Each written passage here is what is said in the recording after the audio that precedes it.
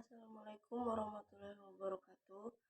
Saya Sinta Nunung Permai Batu Atas dengan NPM 033323114046. Saya dari kelas B akan mengerjakan tugas UTS mata kuliah Pancasila, dosen pembimbing Pak Irham Wibowo. Di sini saya akan membahas beberapa kasus dan referensi yang menjadi rujukan saya di sini pada kasus-kasus yang akan saya bahas diambil dari Perpetix ID. Jadi, untuk yang pertama-tama, saya akan membahas kasus dari inisial RA.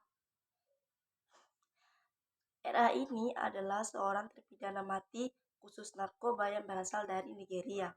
Ia ditangkap pada tanggal 2 September 1998 dan dijatuhi hukuman mati.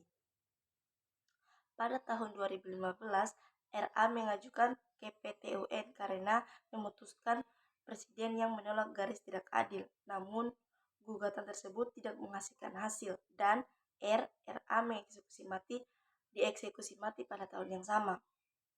Jadi di sini ada beberapa pertanyaan yang dimana bagaimana pandangan kita terhadap pidana mati di Indonesia? Apakah telah memenuhi rasa keadilan?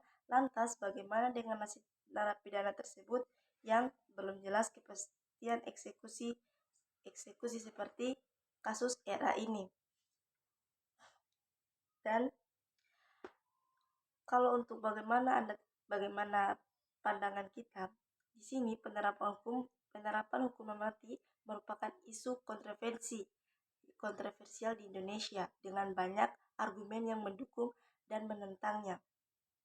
Di sisi lain, para penentang hukuman mati berpendapat bahwa hukuman mati melanggar hak dan dasar untuk hidup dan merupakan hukuman yang kejam dan tidak manusiawi.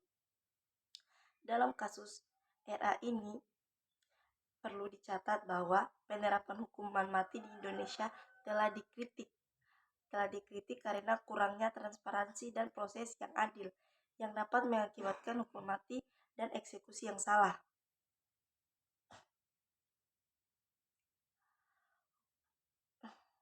Terkait nasib narapidana mati termasuk dari RA ini, belum diketahui pasti kapan mereka akan dieksekusi. Hukuman mati di Indonesia telah dihentikan semenjak tahun 2016 dan belum ada pengumuman resmi kapan akan dilanjutkan. Ketidakpastian nasib mereka menimbulkan kecemasan dan kesusahan bagi para narapidana dan keluarganya. Baik, di sini saya akan membahas kasus berikutnya, yaitu kasus pembunuhan berencana. Di sini ada kasus yang berinisial BJ, merupakan kasus pembunuhan berencana yang terjadi di mana kematiannya itu terjadi pada 8 Juli 2022 lalu di rumah dinas EKS Kadif Propam Irjen VS di Duren 3 nomor 46 Jakarta Selatan. Pembunuhan ini merupakan pembunuhan di luar proses hukum yang dilakukan tanpa atau di luar proses hukum. Berdasarkan hasil otopsi dari beberapa penyiksaan terhadap BJ, melainkan luka tembak.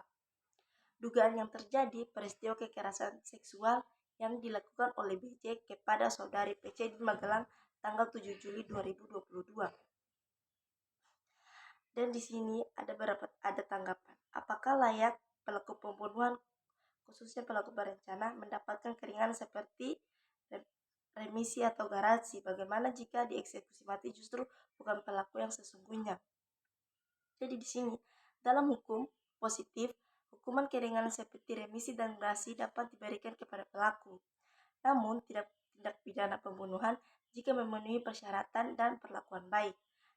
Namun ada beberapa kasus seperti kasus BJ ini, pertimbangan hakim untuk memberikan hukuman keringanan kepada pelaku tindak pidana pembunuhan masih tetap berlaku.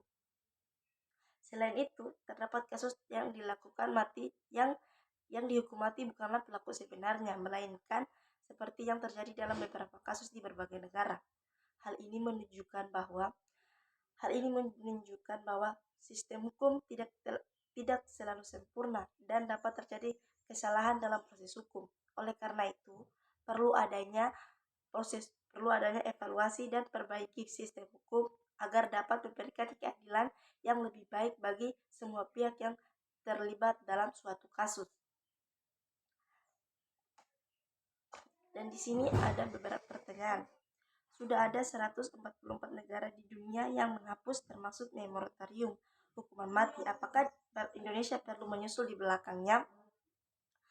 Indonesia telah mencatat 11 rekomendasi mengenai penghapusan hukuman mati termasuk kejahatan narkotika, penetapan moratorium, pemberlakuan hukuman mati, dan ratifikasi protokol tersebut. Namun, berdasarkan tren yang ada, Indonesia seharusnya memandang bahwa hukuman mati adalah hukuman yang kejam, tidak manusiawi, dan mengandung derajat dan martabat manusia.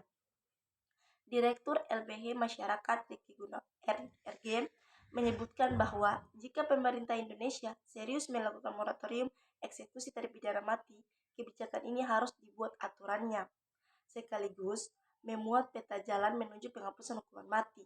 Langkah awal yang bisa dilakukan di Indonesia adalah moratorium hukuman mati, yakni tidak menanamkan hukuman mati di negaranya sendiri.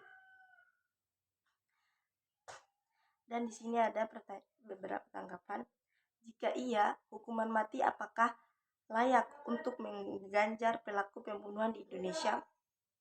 Menurut pasal 338 KUHP, pelaku yang merampas nyawa orang lain diancam pidana penjara paling lama 15 tahun. Sementara itu, pembunuhan berencana sesuai pasal 340 KUHP, pelaku pidana dengan penjara seumur hidup.